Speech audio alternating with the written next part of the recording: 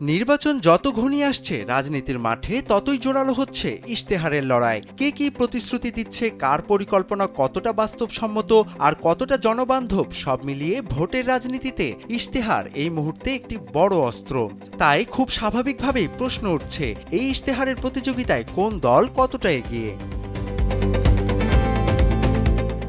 BNP তাদের ইশতেহার সাজিয়েছে সবার আগে বাংলাদেশ এই মূলমন্ত্রকে সামনে রেখে। দলটির ঘোষিত ৫১ দফা ইশতেহারে রাষ্ট্র সংস্কার থেকে শুরু করে প্রান্তিক মানুষের ভাগ্য বদলানোর নানান চমকপ্রদ ঘোষণা রয়েছে। এখন যে কোনো ব্র্যান্ডের পুরাতন এসি বদলে নতুন ওয়ালটন এসিতে উপভোগ করুন 25% ছাড়। বিশেষ করে নিম্ন আয়ের মানুষের জন্য ফ্যামিলি কার্ড চালুর মাধ্যমে মাসে ২৫০০ টাকা বা সমমূল্যের পণ্য দেওয়ার বিষয়টি সাধারণ মানুষের মধ্যে বেশ কৌতূহল সৃষ্টি করেছে। এছাড়া শিক্ষাক্ষেত্রে one teacher one tab, free wifi এবং ১ লাখ স্বাস্থ্যকর্মী নিয়োগের মতো আধুনিক ও কর্মসংস্থানমুখী প্রতিশ্রুতিগুলো বিএনপিকে একটি দূরদর্শী অবস্থানে দাঁড় করিয়েছে। বিশ্লেষকদের মতে বিএনপির ইশতেহারটি বেশ বিস্তারিত এবং এতে প্রতিটি মন্ত্রণালয়ের জন্য আলাদা কর্মপরিকল্পনা থাকায় তারা কিছুটা সুবিধাজনক অবস্থানে রয়েছে। জামায়াতে ইসলামী তাদের ইশতেহারে গুরুত্ব দিয়েছে নিরাপদ ও মানবিক বাংলাদেশ গড়ার ওপর। তাদের ইশতেহারে জুলাই অভ্যুত্থানের চেতনা এবং ইনসাফ ভিত্তিক সমাজ গঠনের অঙ্গীকার ফুটে উঠেছে। বিশেষ করে শিক্ষা খাতে জিডিপির ৬% বরাদ্দ এবং মেধাবী শিক্ষার্থীদের জন্য মাসে ১০,০০০ টাকা সুদমুক্ত ঋণের ঘোষণাটি তরুণ ও শিক্ষার্থীদের মাঝে ব্যাপক সাড়া ফেলেছে।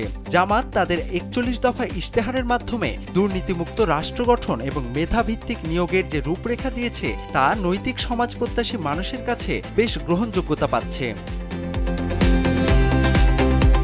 তবে রাজনৈতিক বিশ্লেষকদের মতে ইশতেহারের ব্যাপকতা এবং অঞ্চল ভিত্তিক উন্নয়নের সুনির্দিষ্ট ছক বিবেচনায় বিএনপি জামাতের চেয়ে কিছুটা এগিয়ে আছে। বিএনপি যেভাবে চট্টগ্রামকে বাণিজ্যিক রাজধানী হিসেবে পূর্ণাঙ্গ রূপ দেয়া এবং উত্তরাঞ্চল ও উপকূলীয় অঞ্চলের জন্য আলাদা উন্নয়ন পরিকল্পনার কথা বলছে তা আঞ্চলিক ভোটারদের বিশেষভাবে আকৃষ্ট করছে। যদিও জামায়াতের ইশতেহারটি আদর্শিক ও মানবিক দিক থেকে অত্যন্ত শক্তিশালী, কিন্তু রাষ্ট্রীয় কাঠামোর সামগ্রিক সংস্কারের প্রশ্নে বিএনপির দ্য প্ল্যান বা ৩১ দফার উপর ভিত্তি করে তৈরি ইশতেহারটি অনেকের কাছে বেশি কার্যকর ও আধুনিক বলে মনে হচ্ছে।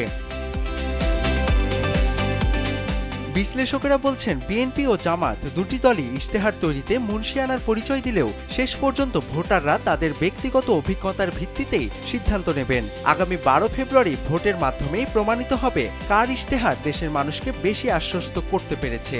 মূলত যে দল মানুষের আস্থার প্রতিফলন ঘটাতে পারবে ইশতেহারের লড়াইয়ে তারাই জয়ী হবে। তোফায়েল আহমেদ, কালবেলা।